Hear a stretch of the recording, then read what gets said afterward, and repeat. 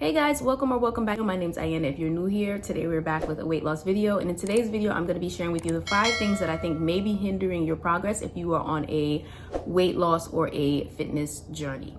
So the first thing, jumping right into it, I think we are not tracking our calories. When you are on a weight loss journey, you're trying to lose fat, you need to be in a caloric deficit. That's the only way. You cannot do that by eating intuitively. You really have to be tracking everything, counting everything, being accountable for what you're putting in your mouth. So you either want to do that by writing it down or using a fitness app. There are so many of them. So your pick, for me, it was good old pen and paper.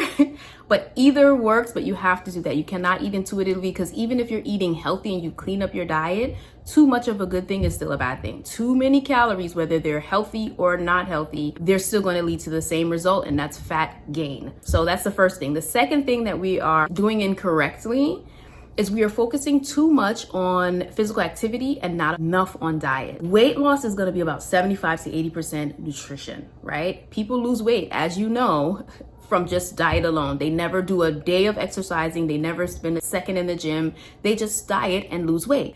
With physical activity, you're going to accelerate your results. You want to use that as an additive. But the main thing is cleaning up your diet and making sure you're in a caloric deficit when you are trying to lose fat. I recommend starting slow, starting low. So a low amount of days that you're going, very mild physical activity. Personally, I like weight training. I think it's a good place to start.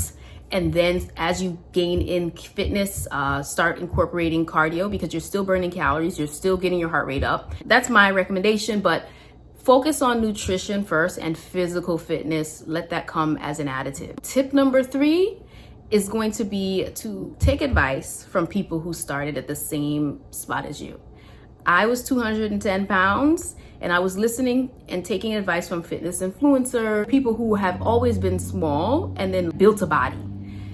You cannot help me if I'm trying to lose weight to get to that body and you're building up, you're eating more. Our routes to that same body is gonna be very different, drastically different. So you need to take advice from people who have, 1, are educated, and 2, who have kind of started where you started. I had so many setbacks and I wasted so much time watching fitness influencers. I didn't know where to start. I was eating too many calories at their recommendation. And it's just, you can't do it. The 4th thing that we may be doing wrong is we might be going too low, too fast as far as our nutritional intake, right? A lot of times we just drastically cut calories. You know, we're eating an apple a day.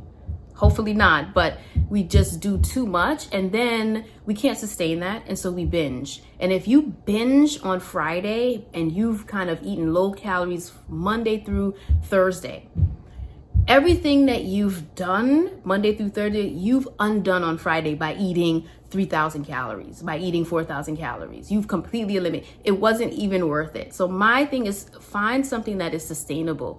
Obviously, you're gonna have to be in a caloric deficit, but you wanna make sure that you're eating the foods that you like. Do not completely deprive yourself. That's why I don't like diets.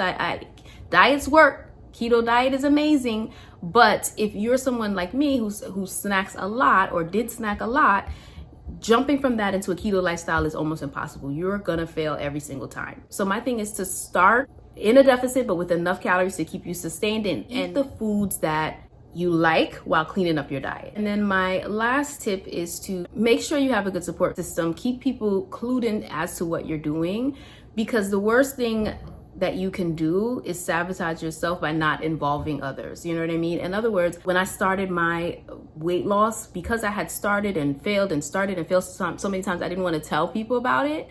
But it was harder because I was, getting invited to things and food was brought to my house, snacks, family, not being aware. And those things, when you're on a journey, can really be a deficit. You have to tell everyone what you're doing. You have to make sure you are not falling into the same patterns that led you to overeating. Just let everyone be aware so you could have a support system. Don't try to do it on your own. Seek help and support. More people who are involved and who are helping you to remind you, hey babe, you shouldn't be eating that. Or maybe even doing it with you.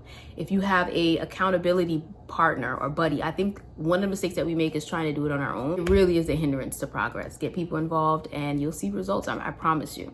All right, that's it. Any questions, any specific things you want me to discuss, comment below. I have videos where I talk about specifically what I did to lose the weight. I talk about intermittent fasting. I talk about your BMR, how much I ate. So if you're more interested in that, I'll link some of those videos below. Check them out. This one I wanted to be short and just to the point of like what we need to stop doing, because these things really, really hinder and slow down our progress. All right, hopefully that helped. Commenting questions, and I'll see you in the next one.